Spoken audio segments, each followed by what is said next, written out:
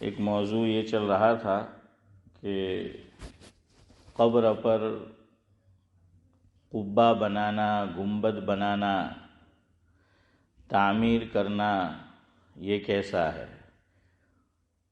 اور آپ صلی اللہ علیہ وسلم کی جو قبر مبارک ہے تو اس کے اوپر گنبد کیوں بنا ہوا ہے، قبہ کیوں بنا ہوا ہے۔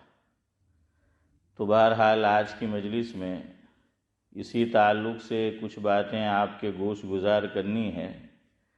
جو بات میں آپ کے سامنے رکھنا چاہتا ہوں اسی بات کو، انہی باتوں کو انڈیا کے اندر ایک صاحب گزرے ہیں مولانا الطاف حسین حالی، انہوں نے بڑے اچھے طریقے سے اس بات کو بیان کر دیا ہے، اور برسوں پہلے اس کا رونا رویا ہے جو ہم آج رو رہے ہیں۔ تو برسوں پہلے انہوں نے اس کا رونا رویا ہے۔ وہ لکھتے ہیں، کرے غیر گر بت کی پوجا تو کافر، کرے غیر یعنی جو مسلمان نہیں ہے، کرے غیر گر بت کی پوجا تو کافر، جو ٹھہرائے بیٹا خدا کا تو کافر۔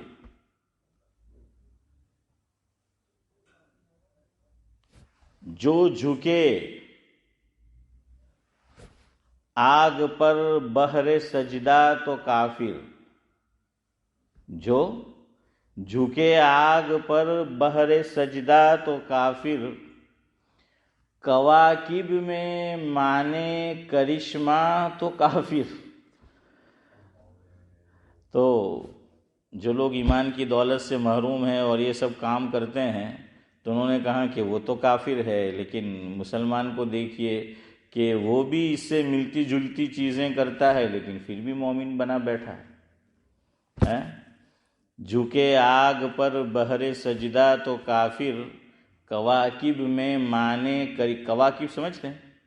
ستارے، آسمان پر جو ستارہ ہوتا ہے، ستارے ہوتے ہیں، تو بعض لوگ کہتے ہیں کہ ستارے کو دیکھ کر کسی کا مستقبل بتاتے ہیں، حال بتاتے ہیں، بھوشیہ وانی کرتے ہیں۔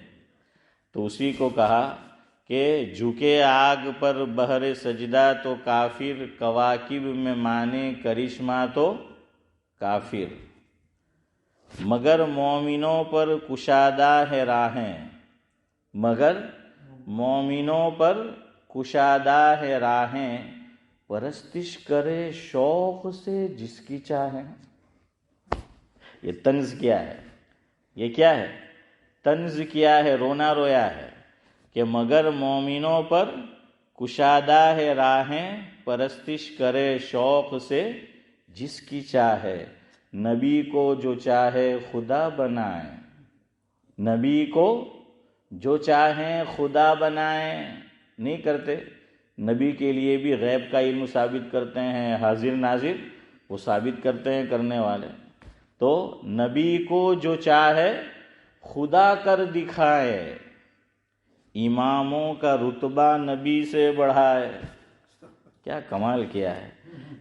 جتنے بھی یہ گمراہ فرقے ہیں ان کا نام لیے بغیر ان کی دکھتی ہوئی نبض پہ ہاتھ اشرف بھائی رکھ دیا ہے۔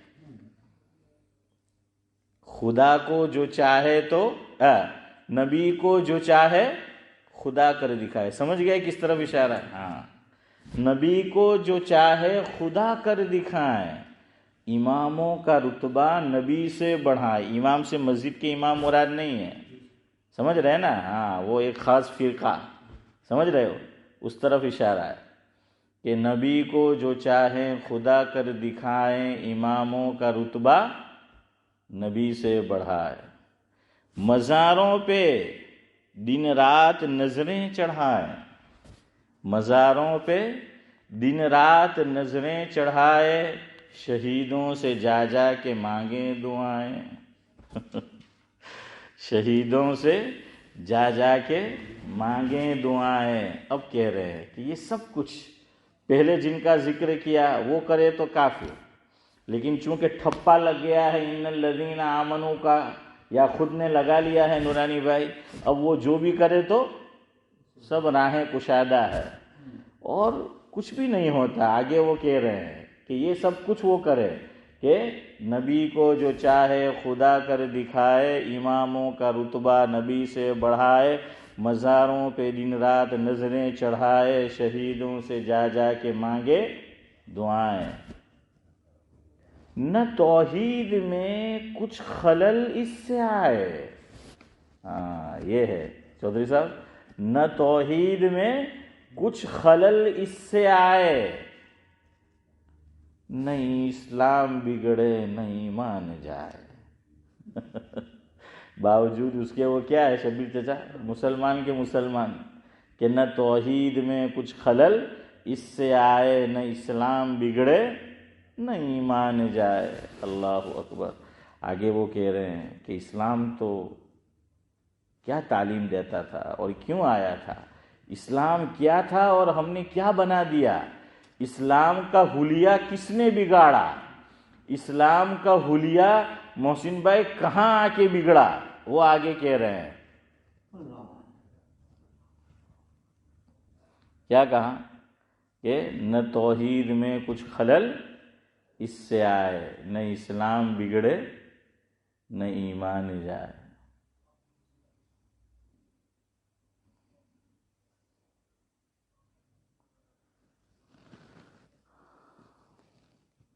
جس سے توحید اسلام کے جس سے توحید پھیلی جہاں میں، ہوا جلوہ حق زمین و زماں میں، زمین و زماں میں. وہ اسلام کے جس سے توحید پھیلی جہاں میں، ہوا جلوہ حق زمین و زماں میں. اشرف بھائی اب آگے کہاں ہے کہ حلیہ کس نے بگاڑا اور کہاں آ کے بگڑا. رہا شرک باقی نہ وہم و گماں میں، رہا شرک باقی نہ وہم و گماں میں. کیا فرمایا حافظ صاحب کہ اب تو کوئی وہم اور گمان بھی نہیں ہوتا کہ ہم لوگ کیا کر رہے ہیں، شرک. اور جب آدمی بیماری کو بیماری ہی نہ سمجھے، بیمار آدمی اپنے کو بیماری نہ سمجھے تو اس کا علاج ہو سکتا ہے؟ نہیں ہو سکتا. تو کہاں کہ رہا شرک باقی نہ وہم و گماں میں، وہ بدلا گیا آ کے ہندوستان میں. کہاں آ کے بدل گیا؟ ہندوستان میں. کیوں؟ ہم سب کنورڈ ہے، ہم میں سے اکثریت کیا ہے؟ کنورڈ ہے.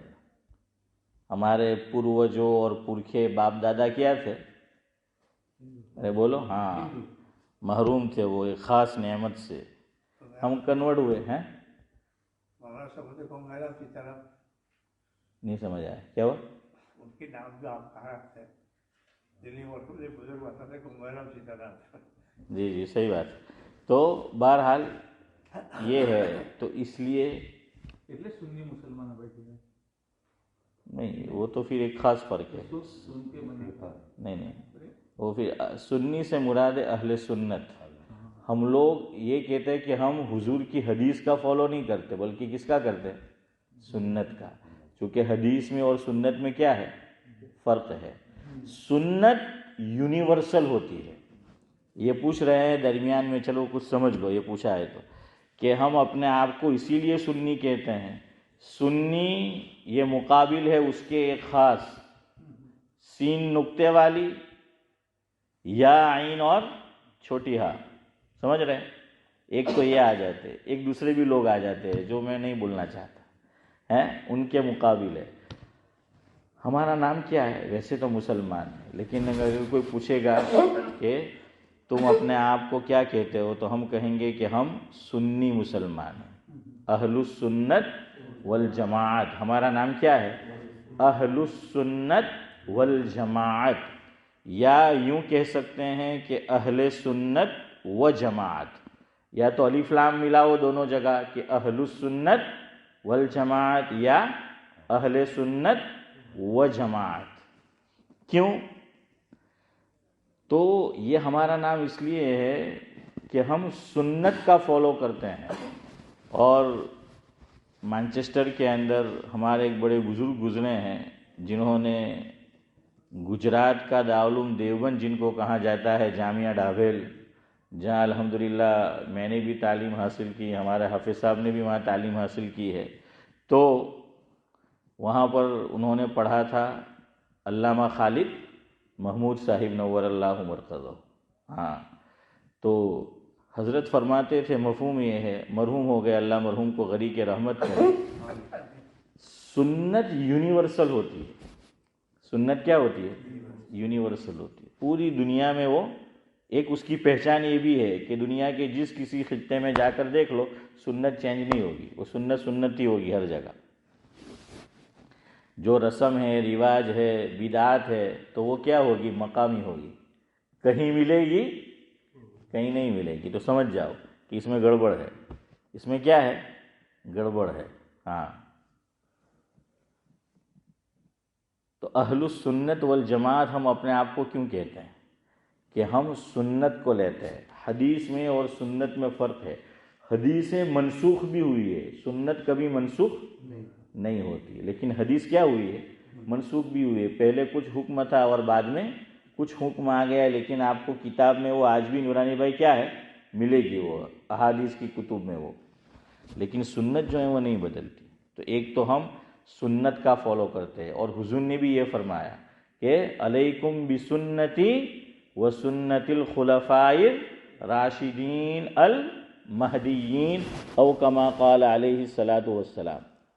حضرت مولانا مفتی سعید احمد صاحب پالنپوری نور اللہ مرقدہ، ہم سب جانتے ہیں، ہم پر بڑے احسان ہیں مرحوم کے، اللہ مرحوم کو غری کے رحمت کرے۔ تو وہ اشرف بھائی یوں فرمایا کرتے تھے حضرت کہ پورا احادیث کا جو ذخیرہ ہے تو اس کو کیا ہے بھائی عرش، کنگال لو، دیکھ لو الف سے یا تک، کسی ضعیف سے ضعیف روایت میں آپ کو یہ نہیں ملے گا کہ اللہ کے نبی صلی اللہ علیہ وسلم نے یہ فرمایا ہو کہ میری حدیث کو مضبوط پکڑو، یہ نہیں ملے گا، کسی ضعیف روایت میں بھی نہیں ملے گا۔ جہاں بھی ملے گا کیا ملے گا؟ میری سنت کو لازم پکڑو۔ کس کو لازم پکڑو؟ میری سنت کو لازم پکڑو۔ تو ہم سنت پہ عمل کرتے ہیں، تو ہم اہل السنت ہو گئے۔ اہل کہتے ہیں والے، کہ ہم کس کے ہیں؟ سنت والے ہیں۔ کیا ہے اہل کا معنی؟ کیا ہوتا ہے؟ ہاں، کہتے ہیں کہ اہل ہند، اہل لاجپور، اہل دمن، اہل خیرگاؤں ہیں، تو خیرگاؤں والے، دمن والے، تو یہ وہ ہو گئے۔ اور جماعت سے صحابہ کی جماعت مراد ہے۔ کیا مراد ہے؟ صحابہ کی جماعت مراد۔ سنت سے وہ لوگ نکل جائیں گے، میں نام نہیں لینا چاہتا، کچھ لوگ کیا ہو جائیں گے؟ نکل جائیں گے، چونکہ وہ سنت کو نہیں لیتے، وہ کس کو لیتے ہیں؟ ہاں، جو اشرف بھائی نے بولا۔ اور جماعت سے بھی وہ نکل جائیں گے، وہ صحابہ کرام کا جماعت، یعنی جس پر صحابہ کرام نے جس بات پر اجماع کر لیا، کیا کر لیا؟ اجماع کر لیا، تو ہم اس اجماع کو بھی مانتے ہیں، لیکن وہ لوگ نہیں مانتے۔ مثال لے لو، ابھی رمضان المبارک آ رہا ہے، ہم 20 رکعت تراویح اس نہج پر پڑھتے ہیں، اس طریق پر پڑھتے ہیں جو حضرت عمر رضی اللہ تعالیٰ عنہ نے یقیناً حضور کو دیکھا اور پھر کیا، لیکن باقاعدہ یہ نظام حضرت عمر نے قائم کیا، ورنہ رمضان میں کچھ لوگ ادھر پڑھتے تھے، کچھ ادھر کچھ ادھر، سب کو ایک امام کے پیچھے جمع کر دیا کس نے؟ حضرت عمر نے۔ اس طریقے پر اجماع ہو گیا حضرت عمر کے زمانے میں، تو ہم اس کو مانتے ہیں۔ اور ہم کتنی پڑھتے ہیں؟ 20، اور کچھ لوگ، آپ سمجھ گئے۔ اسی طرح جمعہ میں آپ بعض مساجد میں چلے جائیں، کتنی اذان ہوگی؟ ایک ہوگی۔ کتنی اذان ہوگی؟ آج بھی ایک اذان ہوگی، لیکن ہماری مسجد میں اور جو ہم اہل السنت والجماعت ہے، کتنی اذان ہوتی ہے؟ 2 ہوتی ہے۔ دوسری اذان کس نے شروع کی تھی؟ حضرت عثمان غنی رضی اللہ تعالیٰ عنہ نے، ہاں، انہوں نے جو ہے وہ شروع کی تھی۔ تو ہم کہتے ہیں کہ حضور نے خود فرمایا علیکم بسنتی وسنت الخلفاء الراشدین المہدیین، تو یہ حضرت عمر بھی کس میں ہے؟ خلفاء راشدین میں سے ہیں۔ حضرت عثمان غنی بھی کس میں سے ہے؟ ہاں، تو وہ لوگ صحابہ کی اجماع کو بھی نہیں مانتے، لیکن ہم مانتے ہیں، اس لیے ہمارا نام کیا ہو گیا؟ ہاں، اہل السنت والجماعت۔ سمجھ آ گیا محسن بھائی؟ اتنا کافی ہے۔ ہاں، مولانا الطاف حسین حالی نے آخری مصرع، ہمیشہ سے اسلام تھا جس پہ نازاں، مولانا الطاف حسین حالی کہتے ہیں کس پہ؟ توحید پہ۔ توحید ہمارا کیا تھا؟ فخر تھا، سر کا تاج تھا، کہ توحید کے مقابلے میں ہم سمجھوتا نہیں کرتے۔ تو توحید، ہاں، تو مولانا الطاف حسین حالی نے لکھا ہے ہمیشہ سے اسلام تھا جس پہ نازاں، وہ دولت بھی کھو بیٹھے آخر مسلمان، کہ وہ دولت بھی ہم نے کیا کر دی؟ وہ کھو دی ہم نے۔ اب سنو، آپ کو میں نے روایت سنائی تھی، مسلم شریف کے اندر یہ روایت موجود ہے، جس کے راوی حضرت جابر رضی اللہ تعالیٰ عنہ ہے کہ نہا رسول اللہ صلی اللہ علیہ وسلم ان یجسس القبر وان یقعد علیہ وان یبنى علیہ، او کما قال علیہ الصلاۃ والسلام۔ اللہ کے نبی صلی اللہ علیہ وسلم نے 3 باتوں سے مجھے اور آپ کو اور امت کو روکا ہے کہ 3 کام نہیں کرنے کے مردے کے ساتھ، میت کے ساتھ۔ 3 کام۔ نمبر 1 کیا فرمایا؟ ان یجسس القبر، کہ میت مسلمان ہے، مرد ہے یا عورت ہے، سمجھ آیا؟ چاہے بڑے سے بڑا ولی اللہ ہے یا کوئی اور ہے، لیکن اس کی قبر کو چونے سے گج نہیں کیا جائے گا۔ یہ پرانی کتابوں میں ترجمہ چودھری صاحب کیا گیا ہے اس کا، کہ قبر کو چونے سے گج گا اور چا، چونے سے گچ نہیں کرنا ہے۔ پہلے دور میں کیا ہوتا تھا کہ قبر کو پکی بناتے تھے تو اس پہ کیا مارتے تھے؟ چونا جو ہے وہ مارتے تھے۔ کیا مارتے تھے؟ چونا مارتے تھے۔ آج کے دور میں چونے کی جگہ کیا استعمال ہوتا ہے؟ سیمنٹ۔ کیا استعمال ہوتا ہے؟ سیمنٹ استعمال ہوتا ہے۔ ماربل بھی جو ہے وہ استعمال ہوتا ہے، آپ کی بات صحیح ہے، تو سیمنٹ جو ہے وہ استعمال ہوتا ہے۔ تو حضور نے فرمایا کہ قبر کے ساتھ، یعنی جو میت مسلمان ہے، قبر بنی ہے، تو یہ کام نہیں کرنا ہے کہ قبر کو پکا نہیں بنایا جائے گا۔ کیا نہیں کیا جائے گا؟ پکی قبر نہیں بنانی۔ اب جن کو کرنا ہے تو کہاں سے دور دور سے نورانی بھائی ہانک کر لاتے ہیں، وہ کتنی دور کی اٹھا کر لاتے ہیں، چونکہ ان کو وہ کام کرنا ہے تو کرنے والے ہیں۔ آج بھی ہے کچھ لوگ، وہ کیا کہتے ہیں، ان کی کتابوں میں لکھا ہے کہ حضور نے جو منع فرمایا نا، وہ جہاں میت کو دفن کیا ہے نا وہاں پکی نہیں بنانے کی، ان سائڈ، آؤٹ سائڈ بنا سکتے ہیں۔ اشرف بھائی کیا فرمایا کہ وہ تو ان سائڈ منع کیا ہے، آؤٹ سائڈ تو تو ہی نہ چاہے تو بہانے ہزار ہیں۔ ہاں، پتہ نہیں کیا کیا دور دور سے کوڑی لے کر آتے۔ اچھا، بعض کتاب میں ایسا لکھ بھی دیا گیا ہے کہ بزرگوں کی قبر کو پکا بنا سکتے ہیں، وہ بعض کتب میں لکھا ہے، حدیث کی نہیں، فقہ کی۔ ایک بات یاد رکھو، یہ میں آپ کو پیچھے بھی سمجھا چکا ہوں، اللہ کرے کہ بھائی عرش آپ کو جو ہے فرش پہ بیٹھ کے یاد رہے کہ کتاب میں لکھا ہوا ہونا کافی نہیں ہے، اور کمپیئر کرنا ہے کس سے؟ حدیث سے۔ قرآن کریم میں کوئی حکم اللہ نے دیا ہے، حدیث پاک میں اللہ کے نبی صلی اللہ علیہ وسلم نے کوئی بات مجھے اور آپ کو بتلائی ہے چودھری صاحب، اور کسی فقہ کی کتاب میں کوئی بات لکھی ہے، حدیث منع کر رہی ہے، حضور کا ارشاد منع کر رہا ہے اس کام سے، اللہ تبارک و تعالی منع فرما رہے ہیں قرآن کریم میں، لیکن فقہی کتب کے اندر لکھ دیا گیا کہ کر سکتے ہیں۔ تو یہ جو لوگ ہیں آج، ہاں یہ یاد رکھو، ان کو بھی تو جواب دینا ہے نا، جو ان کے ساتھ ہے فالوور، تو وہ یوں مت سمجھو کہ وہ ان کو کوئی جواب نہیں دیتے۔ ہاں، تو یہاں ایک اصول لکھا ہے، تو انہوں نے ایک غیر معروف کتاب ہے، غیر معروف کتاب ہے فقہ کی، اور ایک تفسیر ہے جس کا نام ہے روح البیان، تو اس کا حوالہ وہ دیتے ہیں. اس میں بہت ساری باتیں غیر معتبر ہے اس کتاب کے اندر. روح المعانی نہیں، دو ہے، ایک ہے روح المعانی اور ایک ہے روح البیان. سمجھ آیا؟ تو اس کا حوالہ دیتے ہیں کہ عام آدمی کی قبر کو پکی نہیں بنا سکتے، لیکن بزرگوں کی قبر کو پکی بنا سکتے ہیں. کیوں؟ ان کی تعظیم کے لیے. کس کے لیے بنا سکتے ہیں؟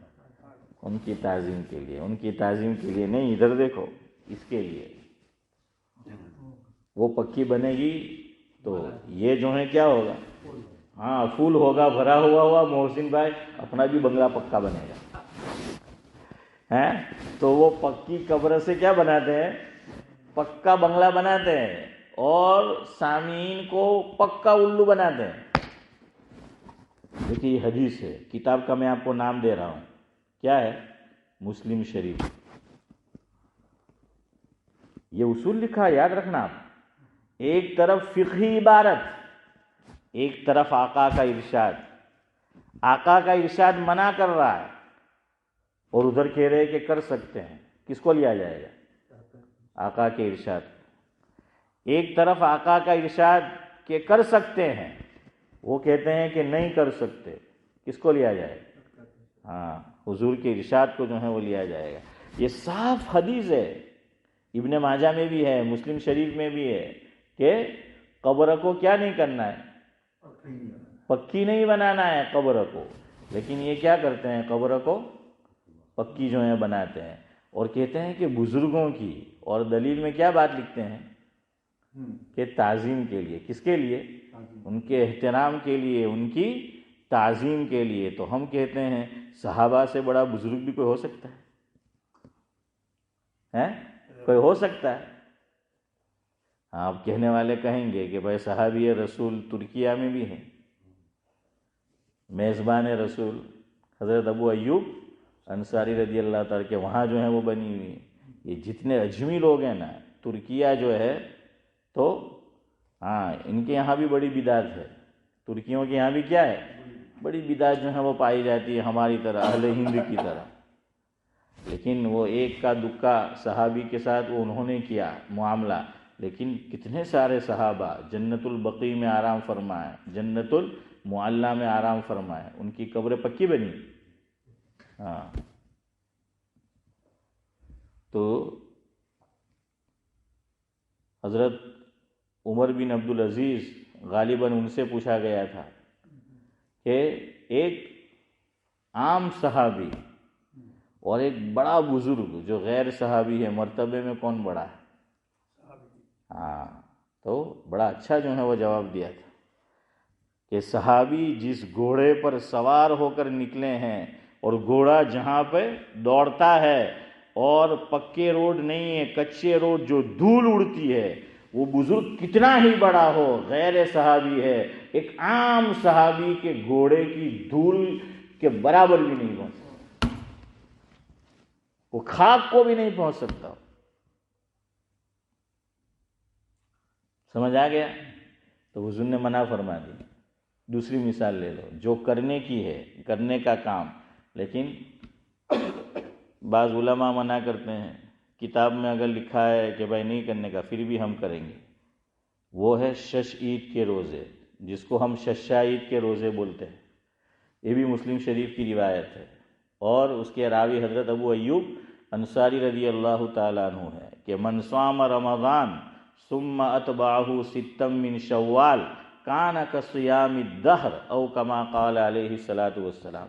مفہوم یہ ہے کہ جس نے رمضان المبارک کے پورے روزے رکھے اور اس کے بعد شوال میں 6 روزے رکھے، فضیلت سے آپ واقف ہے، تو بعض علماء کہتے ہیں کہ نہیں، یہ روزے رکھنا مکروہ ہے، ان کی بات نہیں مانی جائے گی. کیوں؟ مقابل میں کیا آ گئی ہے؟ حدیث آ گئی ہے. کیا آ گئی ہے؟ حدیث. اور حدیث کہہ رہی ہے، مسلم شریف کی روایت، ہم اس کو کریں گے. سمجھ آ گیا اصول؟ میں زیادہ اس کی تفصیل نہیں کرتا. تو یہ لوگ بھی ایک تو یہ کہتے کہ اندر نہیں بنا سکتے، اندر باہر کرتے رہتے ہو، اور پھر پتہ نہیں کوئی کتاب کا حوالہ جو ہے وہ اٹھا کر لے آئیں گے. تو ایک تو یہ نہیں کرنا ہے. کیا نہیں کرنا ہے؟ پکی قبر نہیں بنانی ہے، نمبر 1. نمبر 2، حضور نے فرمایا اس پہ بیٹھنا نہیں ہے. قبر پہ کیا کرنا ہے؟ قبر کے اوپر بیٹھنا نہیں ہے. قبر کے سامنے بیٹھ سکتے ہیں، کسی ضرورت سے قبر کے سامنے بیٹھ سکتے، لیکن قبر کے اوپر نہیں بیٹھ سکتے. تیسری بات آقا نے یہ فرمائی وَأَن يُبْنَى عَلَيْهِ، کہ اس پر تعمیر نہیں کر سکتے، ڈوم نہیں بنا سکتے، قبہ نہیں بنا سکتے، گنبد نہیں بنا سکتے، کوئی اور تعمیر اس پر نہیں کر سکتے. یہ تین باتیں آقا نے ذکر فرمائی. اب پہلا سوال ہی یہ پیدا ہوتا ہے، پہلے اس کو حل کرتے ہیں کہ جب نہیں بنا سکتے تو حضور اکرم صلی اللہ علیہ وسلم کی قبر مبارک پر جو قبر ہے تو اس پر پھر ڈوم کیوں ہے، اس پر قبہ کیوں ہے، اس پر گنبد کیوں ہے؟ اللہ جزائے خیر دے ہمارے علماء کرام کو. انہوں نے یہ لکھا جس کا خلاصہ میرے اپنے الفاظ میں اس طرح ہے، سنو ذرا سا میں آپ کو پیچھے لے جاؤں. جب حضور کا، تو آپ کو یہ بات سمجھ آئے گی، جب آقا کا انتقال ہو گیا، حضور اکرم صلی اللہ علیہ وسلم نے دنیا سے پردہ فرمایا، تو اختلاف ہوا اس بات پر محسن بھائی کہ کہاں آقا کی قبر بنائی جائے. سنا ہے نا آپ نے کہ اس میں اختلاف ہوا کہ کہاں آقا کی قبر بنائی جائے. اور صدیق اکبر ذرا لیٹ آئے تھے، اور وجہ میں آپ کو بتا چکا ہوں کہ کیوں گئے تھے. حضرت تشریف لے گئے تھے اپنی ایک بیوی کے پاس اور پھر بعد میں آئے ہیں. حضرت عائشہ رضی اللہ تعالیٰ عنہ روایت کرتی ہے کہ لما قبض رسول اللہ صلی اللہ علیہ وسلم اختلفوا فی دفنہ، صحابہ میں اختلاف ہو گیا، مفہوم ہے کہ حضور کی قبر کہاں بنائی جائے. کوئی کہتا ہے یہاں، کوئی کہتا ہے وہاں. صدیق اکبر رضی اللہ تعالیٰ عنہ آئے. امی جان حضرت عائشہ رضی اللہ تعالیٰ عنہ روایت کرتی ہے فقال ابو بکر سمعت من رسول اللہ صلی اللہ علیہ وسلم شیئا ما نسیتہ، کہ صدیق اکبر رضی اللہ تعالیٰ عنہ تشریف لائے اور یہ فرمایا کہ میں نے اپنے ان کانوں سے، یہ میری تعبیر ہے کہ میں نے اپنے ان کانوں سے میرے محبوب کا یہ ارشاد سنا ہے اور اس میں سے میں کچھ بھی بھولا نہیں ہوں. اللہ اکبر. ڈائریکٹ بات نہیں بتا دی ہے شبیر چچا، ڈائریکٹ بات نہیں بتائی. پہلے کیا کیا؟ پہلے بتا دیا کہ ہو سکتا ہے کوئی بعد میں بولے کہ یار تم کچھ بھول گئے ہوں گے، ہیں کچھ یاد رہا ہوگا اور کچھ بھول گئے ہیں، ایسا ہوا ہوگا. فرمایا کہ نہیں، میں نے جو آقا سے سنا ہے اس میں سے کچھ بھی میں بھولا نہیں ہوں. اور پھر حضور کا ارشاد سنایا آگے کہ میں نے یہ سنا ہے کہ نبی جہاں آخری سانس لیتے ہیں، جہاں ان کا انتقال ہوتا ہے، جس جگہ پر نبی کی قبر اسی جگہ پر بنتی ہے. اب آپ مجھے بتائیے نورانی بھائی کہ آخری سانس حضور نے کس کے مکان میں لی تھی؟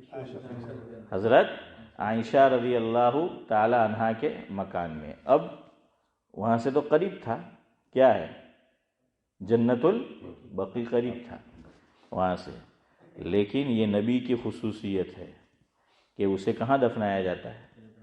اسی جگہ پر جہاں ان کا انتقال ہوتا ہے. اور علماء نے اس کی ایک وجہ یہ لکھی ہے تاکہ امتی میں اور بعد کے جو لوگ ہیں ان میں اختلاف نہ ہو. حضور نے پہلے سے اختلاف کو روک دیا، ورنہ تو ہر آدمی چاہتا نا ہے کہ یہاں بنے، وہ چاہتے وہاں بنے. انصار کچھ اور چاہتے، مہاجرین کچھ اور چاہتے. فرمایا کہ اختلاف سے بچانا تھا. نبی پہلے بتا گئے کہ جہاں میں آخری سانس لوں گا، جہاں میرا انتقال ہوگا، میری قبر وہیں پر بنے گی. اب آپ کو اگلی بات سنانی ہے. اچھا، یہ علماء نے لکھا ہے کہ یہ نبی کی خصوصیت ہے، ورنہ عام قبرستان میں دفن کیا جائے گا ان کو. کہاں کیا جائے گا؟ عام قبرستان میں. ہمارے اخیری دور میں ابھی جو حضرت مفتی سعید احمد صاحب پالن پوری رحمۃ اللہ علیہ اللہ مرحوم کو غری کے رحمت کرے، بڑی اس پر تاکید کرتے تھے، سختی کرتے تھے کہ اب دیوبندی حضرات بھی جو اور لوگ کر رہے ہیں وہ کرتے چلے جا رہے ہیں، اور فرمایا کہ ان کے درمیان اور ہمارے درمیان کتنا فرق رہ گیا، 1:42 کا۔ اب ان کی قبر بھی الگ بنتی ہے، حضرت جی کی، شیخ الحدیث جی کی، شیخ جی کی الگ، عام قبرستان میں وہ دفن نہیں ہوتے۔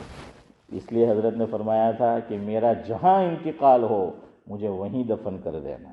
اور ان کی جو ترمذی شریف کی تقریر چھپی ہے تحفۃ العلمئی، اس میں حضرت نے، دیکھیے بعض مرتبہ اللہ والے کچھ منہ سے بولتے ہیں تو بالکل ویسا ہو جاتا ہے۔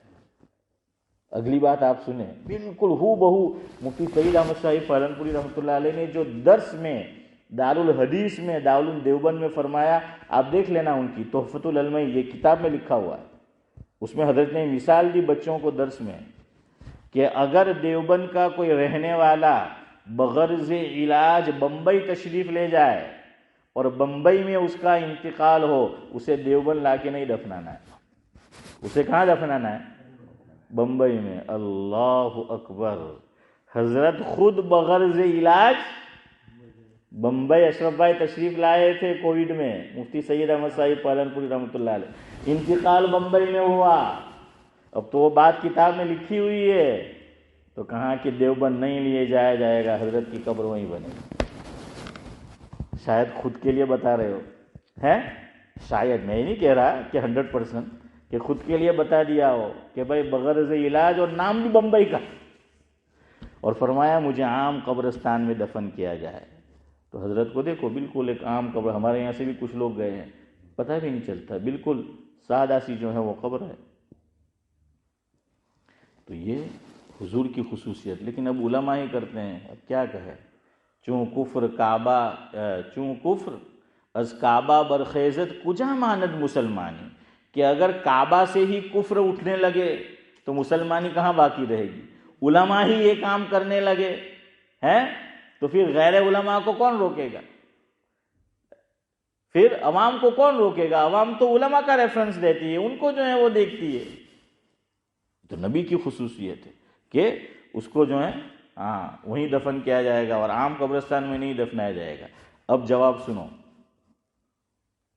علماء نے یہ لکھا ہے کہ حضور نے جو فرمایا وہ اپنی جگہ بالکل صحیح ہے، اور اللہ کے نبی صلی اللہ علیہ وسلم کی بھی جب قبر بنی تھی تو کچی ہی بنی تھی۔ کیسی بنی تھی؟ کچی ہی بنی تھی۔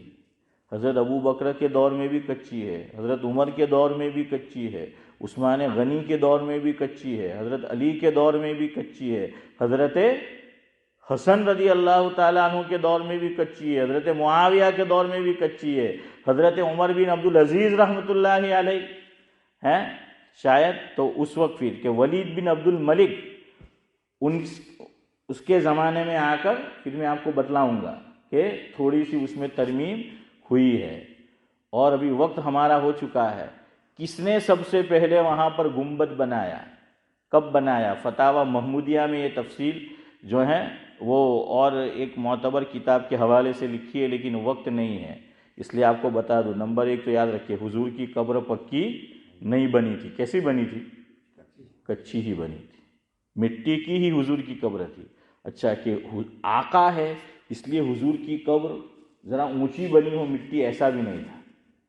حضور کا ارشاد ہے اشرف بھائی کہ مومن کی قبر جب بنے تو زمین سے کتنی اونچی ہونی چاہیے؟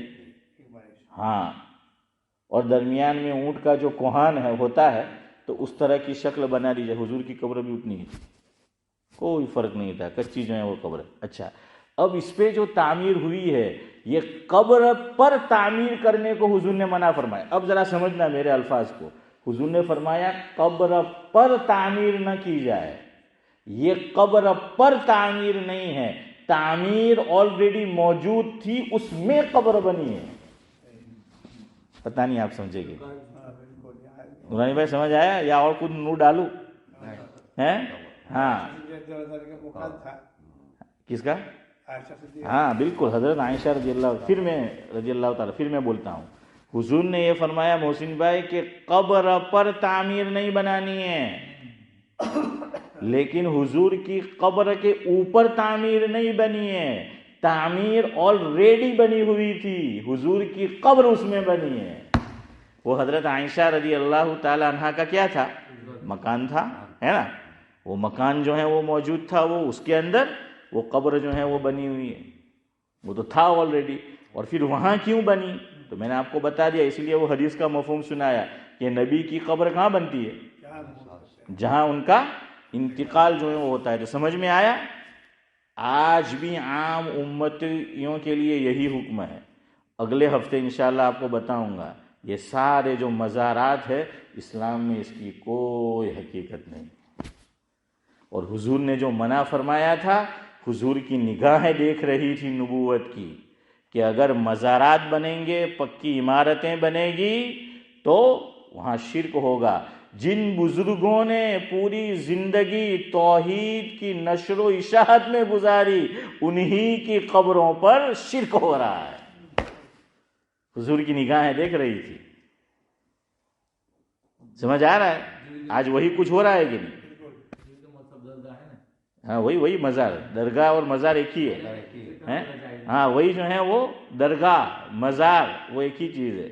اسی لیے آپ عرب میں چلے جائیے، عرب میں آپ کو کوئی حضرت جی اور شیخ جی جو نہیں ملیں گے ہیں کہ جس پہ کیا بنایا گیا ہو، ارے بولو، مزار جو ہے وہ بنایا گیا ہو۔ ہاں تو حضور کی نگاہیں وہ دیکھ رہی تھی۔ میں آپ کو بتاؤں گا اور بھی اس میں خرافات ہیں، اور بھی کچھ مفاسد ہیں، نقصانات ہے، تو دھیرے دھیرے اس جانب بھی جو ہے وہ اشارہ کریں گے۔ لیکن اتنا سن لو آج کی مجلس میں، آج بھی یہی بات ہے، اجازت نہیں ہے۔ کوئی کتنا ہی بڑا بزرگ ہو، آج بھی اجازت نہیں۔ حضرت مفتی سعید احمد صاحب پالنپوری رحمۃ اللہ علیہ، اگین مجھے یاد آیا، آپ نے بھی سنا، ہماری اس مسجد میں بھی حضور نے ارشاد فرمایا کہ نظام الدین میں دہلی میں جو حضرت جی کی قبر وہاں بنی ہے اور درمیان میں دیوار حائل کر دی گئی ہے، مفتی سعید صاحب خدشہ ظاہر کرتے تھے کہ مرور زمانہ کے بعد کہیں ایسا نہ ہو کہ عام جو ہو رہا ہے بزرگوں کی قبروں کے ساتھ، تو یہ یہاں بھی اللہ کرے کہ ایسا نہ ہو۔ لیکن زمانہ گزرتا ہے، خرابی بہت جلدی آتی ہے، اور جیسے جیسے قیامت قریب آئے گی تو خرافات تو کیا ہوگی، وہ بڑھتی ہی جو ہے وہ چلی جائے گی۔ تو بہرحال وہ حضور کی نگاہیں دیکھ رہی تھی، وہ اپنی جگہ بالکل سے۔ آج بھی یہ حکم ہے، چاہے کسی کا بھی مزار بناؤ، چاہے کسی جگہ ہو، بڑے سے بڑا بزرگ ہو، ولی ہو، لیکن اس کی قبر پر بھی پکی بنانے کی اجازت نہیں ہے، اور عمارت بنانے کی، قبہ بنانے کی، گنبد بنانے کی اشرف بھائی اجازت نہیں ہے۔ اب میں بھی آپ کو اجازت دوں، وقت ہو گیا ہے کہ اب ہم جائیں، تو بہرحال کچھ دعائیہ کلمات ہمارے نورانی بھائی تشریف لے جا رہے ہیں، اشرف بھائی، تو کچھ آپ سب آمین کہہ دیں۔ کچھ کلمات ہم نے ان کے لیے بھی لکھے ہیں کہ ہے نورانی بھائی کی آج آخری حاضری، کل سے کھلے گی ہمیں ان کی غیر حاضری، کہ وہ نہیں ہوں گے۔ خدا سفر ان کا آسان کرے، راہ میں نہ کوئی ان کو پریشان کرے، راہ میں نہ کوئی ان کو پریشان کرے۔ وہاں کا یعنی انڈیا کا جس مقصد کے لیے وہ جا رہے ہیں، وہاں کا ان کا ہر کام پورا ہو، پورے سفر میں کچھ بھی نہ ان کے ساتھ برا ہو، وقت ان کا پورا عافیت سے گزرے، کوئی مصیبت بھی نہ ان کو چھو کے گزرے۔ اور آخری مصرع ہے بعافیت وہ پھر گھر آ جائے، تاکہ ہمیں ان کا ساتھ میسر آ جائے۔ تو بہرحال اللہ تعالیٰ آپ کو عافیت کے ساتھ لے جائے، اور عافیت کے ساتھ جو ہے وہ لے آئے۔ تو اور یہ جو جن سے حضور نے منع فرمایا، جو گفتگو ہماری چل رہی ہے، اللہ تعالیٰ میری بھی، آپ کی بھی، پوری امت کی اسے کیا فرمائے، حفاظت جو ہے وہ فرمائے۔